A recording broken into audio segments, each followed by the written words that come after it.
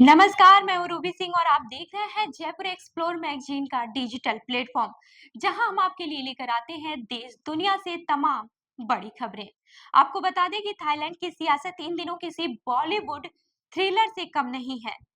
एक 17 मिनट की phone call ने पूरे देश को हिला दिया। इस कॉल में प्रधानमंत्री पितोग तान सिनावात्रा ने कंबोडिया के सीनेट अध्यक्ष और पूर्व प्रधानमंत्री हुन सेन को अंकल कहकर पुकारा और सीमा विवाद पर चर्चा की। वहीं उन्होंने थाई सेना के एक बड़े अधिकारी की आलोचना भी की, जो देश में राष्ट्रवादी भावनाओं को भड़काने का कारण बना। कॉल लीक होते ही राजनीतिक भूचाल आया और संवैधानिक अदालत ने 7 से 2 के बहुमत से पितोग तान को नैतिक उल्लंघन का दोषी ठहराते हुए जुलाई 2025 में उनके पद से हटा दिया। वहीं अब शुक्रवार यानी कि 5 सितंबर 2025 को संसद में नया प्रधानमंत्री चुनने की जंग है और पूरा दृश्य किसी सियासी ड्रामे से कम नहीं है। इस रेस में भूम जैथाई पार्टी के 58 साल के नेता अनुतिन चन्नवीरा कुल सबसे आगे हैं। अनुतिन ने 146 सांसदों का समर्थन जुटाया है, जबकि विपक्षी पीपल्स पार्टी के 143 सांसद भी उनके साथ हैं। 492 सदस्य ये संसद में बहुमत के लिए 247 वोट चाहिए और अनुतिन के पास यह आंकड़ा लगभग पक्का है।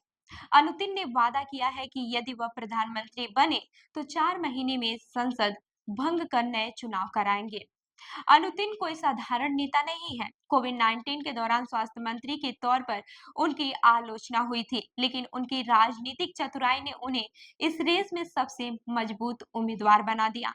वहीं आपको बता दें कि अनुतिन ने थाईलैंड में भांग को वैध कराने की मुहिम चलाई और अब उनकी कूटनीतिक एवं सियासी समझ उन्हें पीएम बनने के दौर में सबसे आगे ले आई है। दूसरी ओर फियू थाई पार्टी ने 77 साल के चाइका सेम नीतीशिरी को मैदान में उतारा है। चाइका सेम पूर्व अटॉर्नी जनरल और न्याय मंत्री रह चुके हैं। उन्होंने दावा किया है कि यदि वो प्रधानमंत्री बने तो तुरंत संसद भंग कर देंगे। फियू थाई ने राजा से संसद भंग कराने की अपील भी की थी, लेकिन प्रीवी काउंसिल ने इसे ठुकरा दिया। अब उनकी रणनीति अनुतिन के समर्थन को तोड़ने की है। पीपल्स पार्टी ने साफ कर दिया है कि वह अनुतिन के साथ अपनी डील पर कायम रहेगी।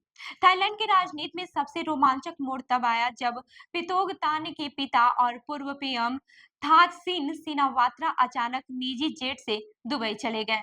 थाकसिन, जिन्हें 2006 में सैन्य तख्तापलट के बाद सत्ता से हटाया गया था, साल 2008 में दुबई निर्वासित जीवन जी रहे हैं। उनका जेट सिंगापुर की ओर गया, लेकिन फिर अचानक भारत की तरफ मुड़ा और दुबई पहुंचा।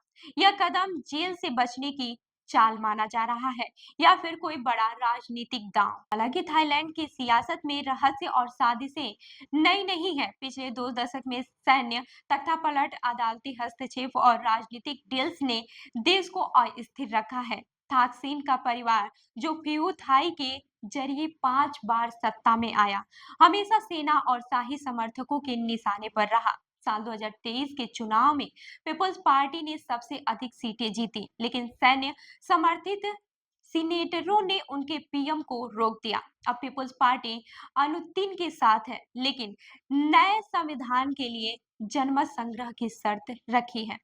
अभी तक सस्पेंस तकरार है। अगर अनुतिन या चाइका सेम में से कोई भी बहुमत हासिल नहीं कर पाया तो थाईलैंड में सियासी गतिरोध और गहरा सकता है।